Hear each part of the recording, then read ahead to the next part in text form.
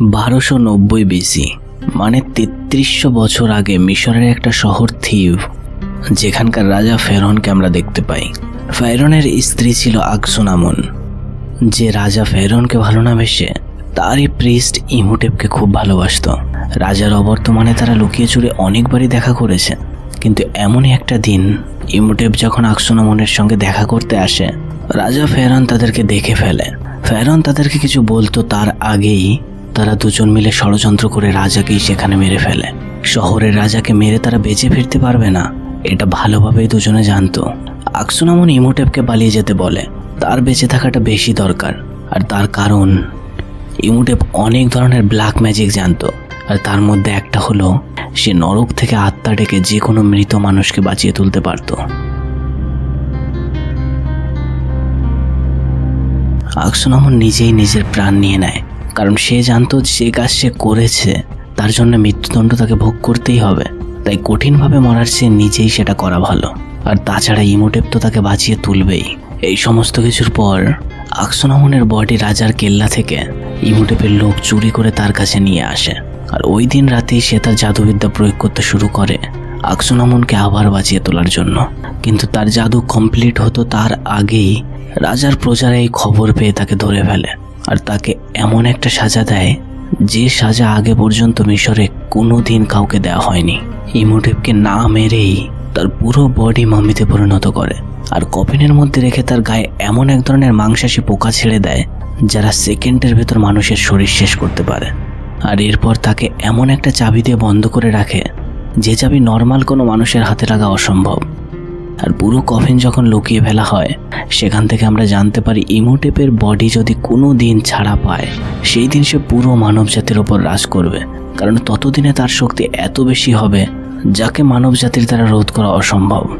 তাই যাতে তার মামি কেউ খুঁজে না পায়, মিশরের দেবতার বড় মূর্তির নিচে তাকে লুকিয়ে ফেলা হয়। এই সমস্ত কিছুর পর 100 বছর কেটে যায়। আর যেই মূর্তি একসময় অনেক বড় ছিল, বছরের পর বছর যাওয়ার কারণে বালিতে পুরোপুরি ঢাকা পড়তে সেই মূর্তির আর কিছুটাই বাকি ছিল। আর অত বড় মূর্তি ঢাকা পড়া মানে বুঝতে পারছো, সেখানকার পুরো শহরই মাটির নিচে চলে গেছিল। আর যেহেতু এই জায়গার কোনো এখন মালিক নেই, তাই বিভিন্ন দেশের লোক এসে একে অপরের সঙ্গে লড়াই করতে থাকে এই জায়গার জন্য। কিন্তু তারা হয়তো এটা কখনোই করতো না যদি তারা জানতো এই মাটির নিচে কত বড় অভিশাপ লুকিয়ে আছে। দু দলের যুদ্ধের মধ্যে একটা ফ্রেঞ্চ আর্মিকে সেখানে অনেকে ঘিরে ফেলে, কিন্তু তারা সবাই তাকে মারতো তার আগেই কিছু একটা দেখে তারা ভয়ে সেখান থেকে পালিয়ে যায়। তখনই সে মূর্তির সামনের আশেপাশের বালি চারিদিকে উঠতে থাকে, আর মাটির ভেতর থেকে একটা মূর্তি উপরে এসে বিরাট বড় করে তার মুখ ফাঁকা করে। লোকটি যেন তেন প্রকারে সেখান থেকে পালিয়ে বাঁচতে সক্ষম হয়। এরও 3 বছর পরের ঘটনা আমরা দেখতে পাই, যেখানে একটা মেয়ে ইজিপ্টোলজিস্ট যার নাম ইভলিন মিশরের অনেক পুরনো লিপির যে ল্যাঙ্গুয়েজ সেগুলো সে পড়তে পারত। তখন ইভলিনের কাছে তার ভাই এসে বলে, আমি একটা জায়গায় মাটি খোঁড়ার সময় একটা জিনিস পেয়েছি, যদি তুমি এটা দেখে কিছু উদ্ধার করতে পারো তো দেখো। এটাই ইমহোটেপকে আটকে রাখা কফিনের সেই চাবি। তার ভেতরে একটা কাগজ দেখতে পায় যেটা হামুনাত্রা শহর মানে ওই শহরের নকশা। সে তার ভাইয়ের কাছে আরও একবার শোনে, তুমি কোথা থেকে পেয়েছো এটা? তখন তার ভাই সত্যিটা বলেই দেয়, আমি এটা একটা আমেরিকান ছেলের কাছ থেকে চুরি করেছিলাম, কিন্তু ছেলেটি এখন জেলে। এবার ইভলিন আর তার ভাই রওনা হয় সেই জেলের উদ্দেশ্যে। আর এই জেলের কয়েদে আর কেউ না, মূর্তির সামনে থাকা সেই আমেরিকান লোকটি যার নাম রিক। যখন এরা রিকের সঙ্গে কথা বলতে চায়, রিক সরাসরি বলে, যদি এর ব্যাপারে তোমরা আরো বেশি জানতে চাও, চাবি কোথায় পেয়েছি আর ওইখানে নিয়ে যাওয়া থেকে শুরু করে সমস্ত কিছু আমি তোমাদেরকে বলতে পারি, যদি আমাকে এখান থেকে ছাড়ার ব্যবস্থা করতে পারো। কিন্তু ব্যাপারটা অত সহজ ছিল না, কারণ রিকের আজ ফাঁসির দিন ছিল। ইভলিনের সেখানকার জেইলারের সঙ্গে ভালো সম্পর্ক ছিল, তাই সে তার সঙ্গে কথা বলে, কিন্তু জেইলার তাকে কিছুতেই ছাড়তে রাজি না। তখন ইভলিন তাকে বলে, মাটির নিচে থাকা হেমুনাপুত্রা সেই শহর যার নিচে অনেক খাজানা আছে সবাই জানে, তার খবর একমাত্র রিকই দিতে পারবে। আর যদি তুমি তাকে ছাড়তে পারো তাহলে সেখান থেকে 25% তোমার। এটা শুনে লোভী জেইলার তাকে ছাড়তে রাজি হয়ে যায়। এবার সবাই বেরিয়ে পড়ে খাজানা, চাবি আর চাবির ভেতরের রহস্য উদ্ঘাটনের জন্য। যাওয়ার সময় এরা জলপথ ব্যবহার করে, যেখানে আরও কিছু লোকের সঙ্গে দেখা হয়, যাদের মধ্যে ম্যাক্সিমাম লোকই ওই শহরেই যাচ্ছিল খাজানার লোভে। সত্যিটা ইভলিন জেইলারকে না বললেও ইভলিনের উদ্দেশ্য অন্যরকম। মিশরের একটা নামকরা বই অ্যামোরা, যাতে মিশরের অনেক পুরনো কাহিনী থেকে শুরু করে তাতে ব্ল্যাক ম্যাজিক সম্পর্কে অনেক তথ্য আছে, সেটাই তার দরকার।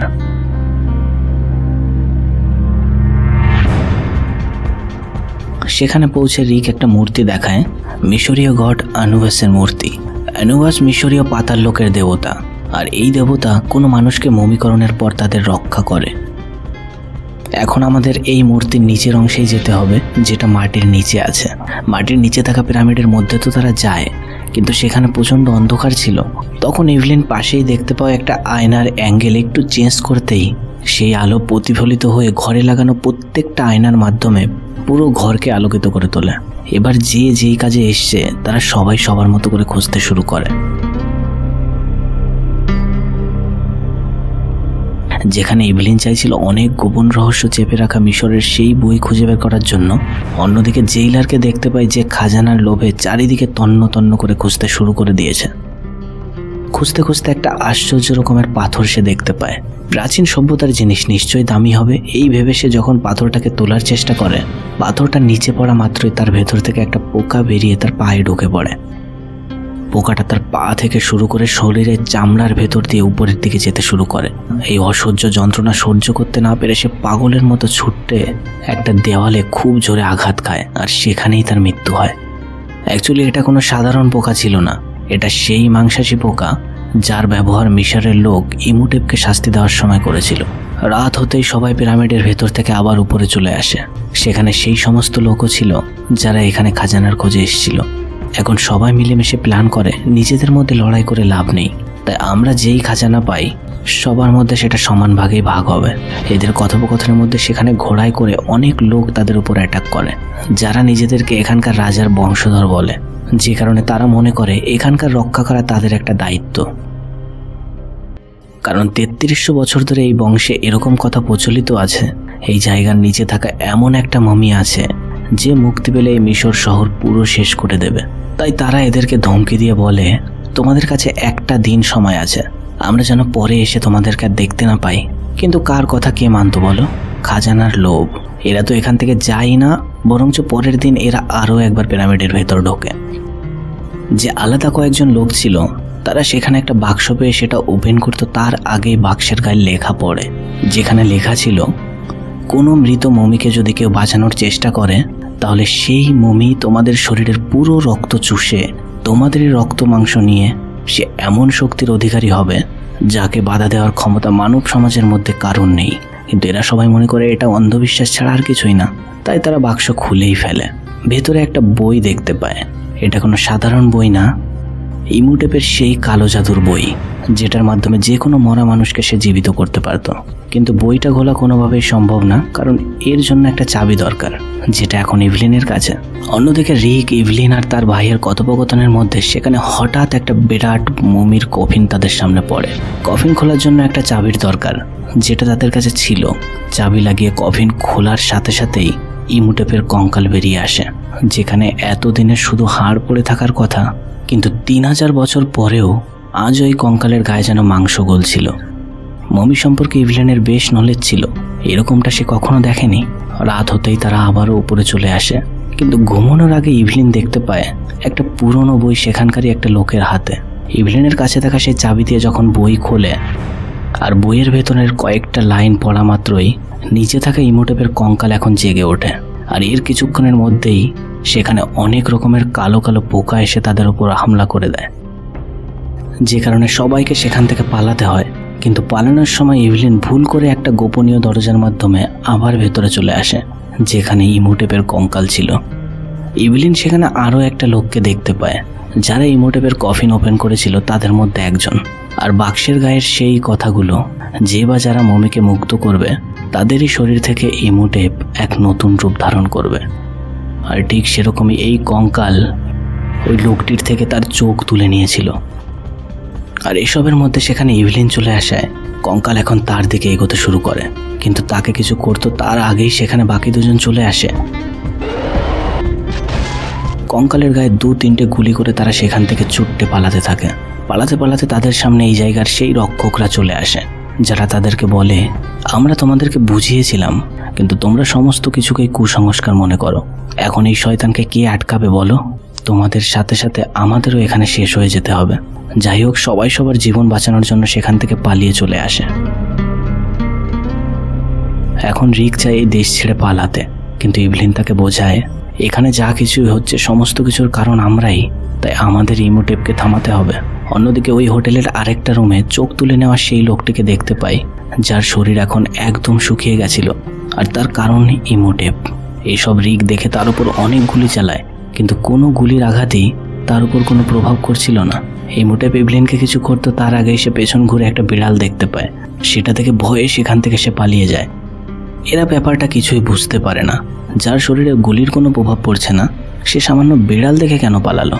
তখন সবাই সেই রক্ষকদের কাছে যায়, আর তারা এই সমস্ত কিছু শুনে তাদেরকে বলে, বিড়াল অন্ধকার দুনিয়ার রক্ষক, কিন্তু তোমরা যে 4 জন মিলে ওকে মুক্ত করেছিলে, ইমোটেপ যদি সবাইকে মেরে পূর্ণ শরীরে ফিরে আসে, তখন এই পজিটিভ এনার্জির বিড়ালকেও সে ভয় পাবে না। এসবের মধ্যে ইভলিন বলে, ইমোটেপ যখন আমার কাছে এসেছিল আমাকে আনাক সোনামুন বলে ডাকছিল, কিন্তু এরকম কেন? তখন এদের সমস্ত পুরনো কাহিনী বলে। আনাক সোনামুন কে ছিল, তার সঙ্গে ইমোটেপের কি সম্পর্ক ছিল, আর তাদের কি কারণে এরকম দশা হয়েছে। এখন ইমোটেপ তার ভালোবাসা আনাক সোনামুনকে আবারও বাঁচিয়ে তুলতে চায়, তাই তার জন্য হয়তো তোমার শরীরও ব্যবহার করবে।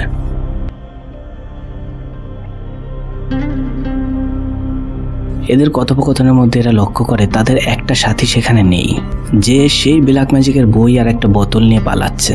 কিন্তু যতক্ষণে রিক তার কাছে পৌঁছায়, ইমোটেপ তার শরীর শুষে তার হাতে থাকা সেই বই আর একটা বোতল নিয়ে নেয়।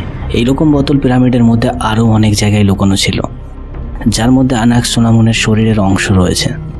এটা নেওয়ার পর ইমোটেপ ঘুরে রিকের দিকে তাকায়। রিক বুঝতে পারে এর মধ্যে ইমোটেপ তার শরীর কতটা জেনারেট করে ফেলেছে। ইমোটেপ তার মুখের ভেতর থেকে ভয়ঙ্কর এক ধরনের পোকা ছেড়ে সেখান থেকে বেরিয়ে যায় তার নেক্সট শিকারের দিকে। এদের আর একজন সাথীকে মেরে ইমোটেপ প্রায় পূর্ণ শরীরে ফিরে আসছে, আর এখন তার কাছেও থাকা আর একটা বোতল সে নিয়ে নেয়। এই সমস্ত কিছুর পর পাশের রুমে শুয়ে থাকা ইভলিনের কাছে সে যায়। ঠিক তখনই সেখানে রিক চলে আসে হাতে একটা বিড়াল নিয়ে, যে কারণে ইমোটেপকে সেখান থেকে আরও একবার পালিয়ে যেতে হয়। কিন্তু এভাবে কতবার? তারা একটু খোঁজাখুঁজির পর জানতে পারে সেই পুরনো সময়ে আরও একটা বই ছিল, যার নাম আমুনরা। একমাত্র ওই বইয়ের মাধ্যমেই যে কোনো মমিকে আবার শেষ করা সম্ভব, কিন্তু সেটা কোথায় আছে এরা কেউই জানে না। তাই ইভলিন সেখানকার সমস্ত পুরনো লিপি পড়তে শুরু করে, যেখান থেকে জানতে পারে এই শহরেই মিশরীয় গড হৌরাসের আর একটা মূর্তি আছে, তার মূর্তির নিচেই আছে সেই বই। কিন্তু সেই জায়গায় তারা পৌঁছাতো তার আগে দেখতে পায় শহরের সমস্ত লোক এখন ইমোটেপের জাদুতে তার গোলামি করছে। সমস্ত লোক এদের ঘিরে ফেলে, আর সেখানে ইমোটেপ এসে ইভলিনকে বলে, যদি তুমি ভালোভাবে আমরা হাত ধরো তাহলে আমি বাকি সবাইকে ছেড়ে দেবো। কিন্তু ইভলিন তার হাত ধরা মাত্র ইমোটেপ সবাইকে অর্ডার দেয় এদের আটকে ফেলার জন্য। যেন তেন প্রকারে রিক আর তার সাথীরা সেখান থেকে পালিয়ে সেই পুরনো জায়গায় আরও একবার আসে। আমুনরা নামের সেই বই খুঁজতে খুঁজতে মিশরের সেই খাজানা খুঁজে পায়, যেটা 33 বছর ধরে এই শহরের নিচে লুকোনো ছিল। অন্যদিকে ইমোটেপ এই সমস্ত জিনিস বুঝতে পেরে তার জাদুর মাধ্যমে দেওয়ালের ভেতর থাকা মামি জাগিয়ে তুলে এদের বাধা দেওয়ার জন্য পাঠায়। রিক অনেক বাধা পেরিয়ে হরেসের সেই মূর্তি খুঁজে পায়, আর তার সাথে সাথে খুঁজে পায় সেই সোনায় মোড়া বই আমুনরা। এতক্ষণে ইমোটেপ ও কালো জাদুবিদ্যার মাধ্যমে আনাক সোনামুনের মামিকে জাগিয়ে তুলেছিল। এখন তার শরীরের প্রয়োজন, যার জন্য ইভলিনের বলি দিতে হবে। কিন্তু এর থেকে বেশি এগোতো তার আগেই ইভলিনের ভাই আমুনরা নিয়ে চলে আসে।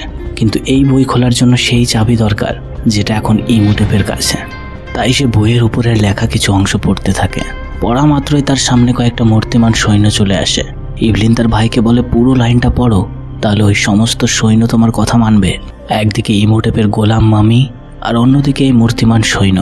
এই সমস্ত কিছুর মধ্যে দিয়ে রিক এতক্ষণ ইভলিনকে ছাড়িয়ে ফেলেছিল, কিন্তু মন্ত্রের মাধ্যমে ডাকা সেই সৈন্যদলকে কন্ট্রোল করতে না পারায় তারা রিককেই মারার জন্য তাড়া করতে থাকে। অন্যদিকে আনাক সোনামুনের মামি ইভলিনের উপর অ্যাটাক করে।